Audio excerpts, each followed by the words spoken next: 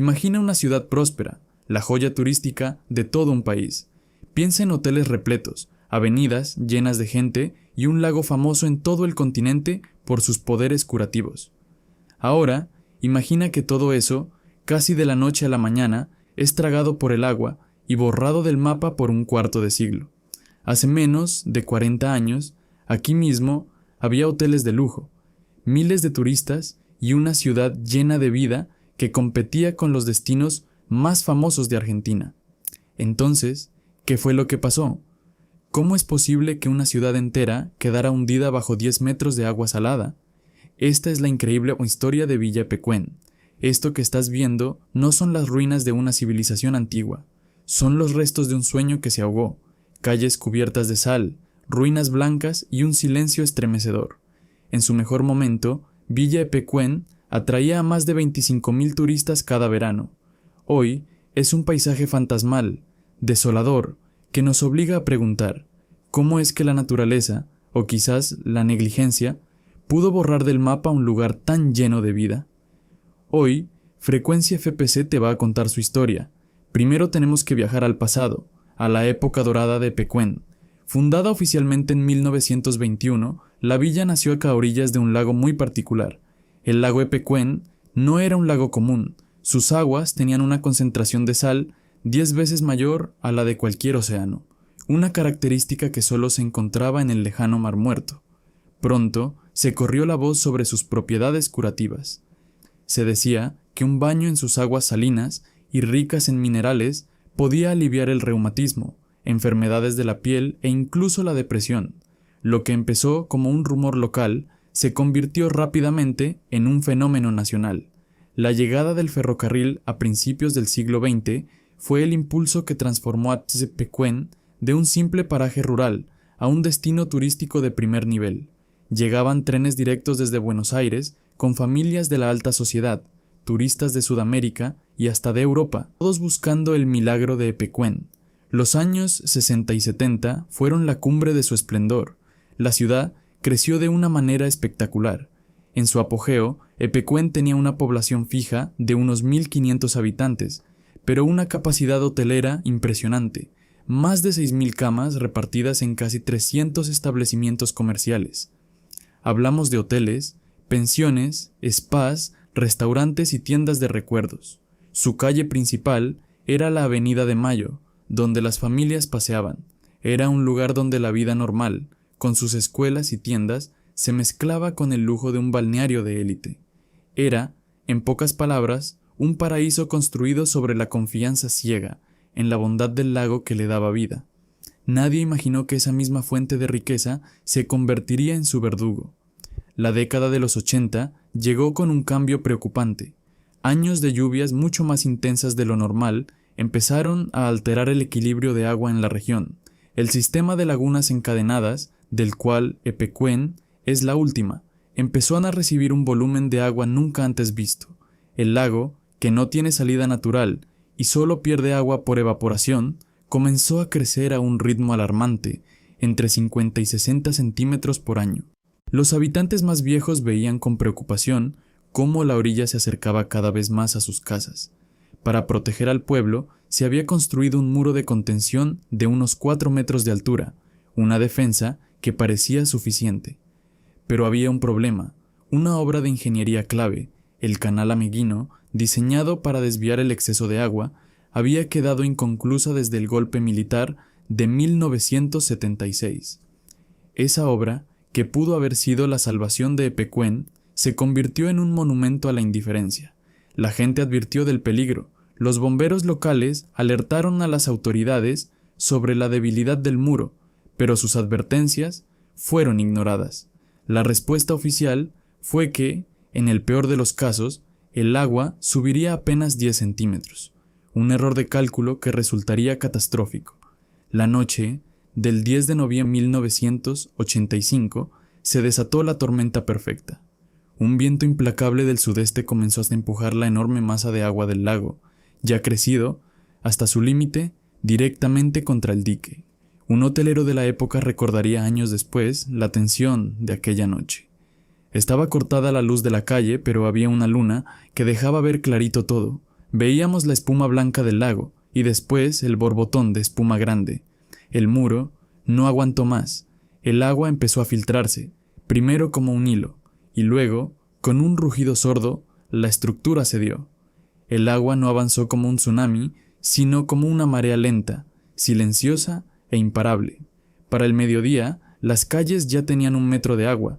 Así comenzó una evacuación desesperada que duró 15 días. Los 1.500 residentes tuvieron que abandonar sus vidas por completo.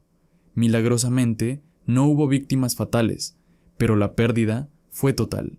Perdieron sus casas, sus negocios, sus muebles, sus fotos, todos los recuerdos materiales de su existencia. La tragedia llegó hasta el cementerio, y el agua no paró de subir. Para 1993, la ciudad no estaba simplemente inundada, estaba completamente sumergida bajo 10 metros de agua salada y corrosiva. Villa Epecuén había desaparecido del mapa. Durante casi 25 años, Epecuén fue un pueblo fantasma bajo el agua, una especie de Atlántida en la pampa argentina. Pero a partir de 2009, un nuevo ciclo de sequía hizo lo impensable. El agua empezó a retroceder, y lo que salió de las profundidades no fue la ciudad que se había perdido, sino su esqueleto blanqueado por la sal. Caminar hoy por las ruinas de Epecuén es una experiencia impactante. El suelo no es tierra, es una costra de sal, que lo cubre absolutamente todo. El antiguo matadero fue diseñado por el famoso arquitecto Francisco Salamone. Su imponente estructura de hormigón resistió la inundación mucho mejor que las casas y hoteles. Aún así, la sal ha dejado su marca, corroyendo el metal y manchando sus muros. Es un poderoso símbolo de una época de prosperidad que fue brutalmente interrumpida. La Avenida de Mayo, antes llena de vida, es ahora un camino de escombros y árboles muertos. Pero no son árboles normales, parecen esculturas. Después de pasar décadas bajo el agua salina, la madera se ha petrificado, convirtiéndose en esqueletos blancos y retorcidos. Los restos de los hoteles nos cuentan historias de un lujo perdido. Se ven letreros oxidados que todavía anuncian nombres como Hotel La Rueda, ecos fantasmales de una industria turística aniquilada.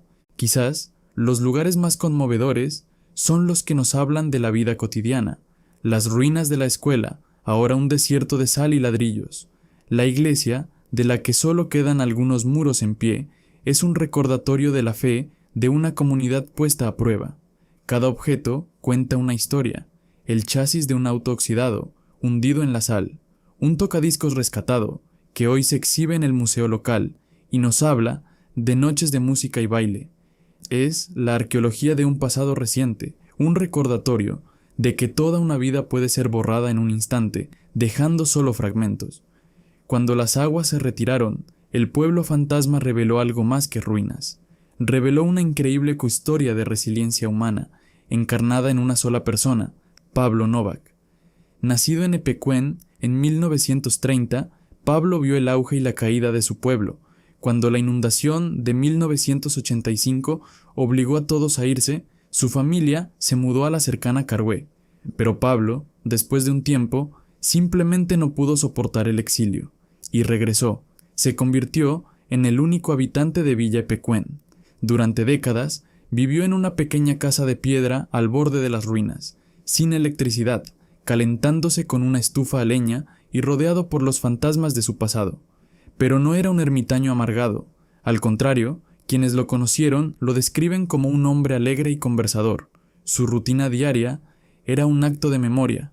Cada día se subía a su vieja bicicleta y pedaleaba por las calles muertas de su ciudad, a menudo con su perro como única compañía. Se sentaba en las ruinas a leer el periódico, como si nada hubiera cambiado. «Vi nacer y morir esta ciudad», le dijo una vez a un periodista. «Disfruto caminando por las ruinas, leo el periódico y pienso en los días de oro». Sin buscarlo, Pablo Novak se convirtió en el guardián de la memoria de Epecuén. Era una leyenda viva, entrevistado por medios de todo el mundo. Recibía a los miles de turistas que, con el tiempo, empezaron a llegar no para bañarse en el lago, sino para ver el paisaje apocalíptico. Para ellos, Pablo era la última conexión con el mundo perdido bajo el agua. En enero de 2024, a los 93 años, Pablo Novak falleció. Con su muerte, Villa Epecuén fue declarada oficialmente un pueblo desierto. Su deseo fue que sus cenizas fueran esparcidas por las calles de su amado pueblo. Su partida marcó el final de un capítulo, pero su legado continúa. Gracias a él, Epecuén ha renacido de una forma inesperada como un poderoso destino turístico, un lugar de peregrinación para fotógrafos, artistas y curiosos de todo el mundo. La historia de Epecuén es una increíble lección sobre la pérdida y la memoria, pero sabemos que no es la única. Seguro que conoces otros lugares con historias fascinantes que han sido olvidados o transformados por la naturaleza. Nos encantaría que nos contaras en los comentarios si conoces alguna otra ciudad fantasma. Tu historia podría ser nuestro próximo destino. Hoy, Villa Epecuén es un lugar de enormes contrastes. Es un cementerio y un monumento al mismo tiempo. Es la prueba de lo frágiles que son nuestras construcciones frente al poder de la naturaleza, pero también es un símbolo de la fuerza de la memoria humana. Las ruinas blancas, bajo el cielo de la pampa, no son solo los restos de una tragedia, son el lienzo donde se proyectan las historias de miles de vidas interrumpidas y la leyenda del hombre que se negó a olvidar su hogar. Epecuén se ahogó, pero su historia, gracias a personas como Pablo, se niega a desaparecer. Si te gustó la historia, nos ayudarías mucho si te suscribes. Es totalmente gratis. Deja tu like y activa la campanita para no perderte nuestros próximos videos. Tu apoyo nos permite seguir contando estas historias. Hasta la próxima y gracias por acompañarnos.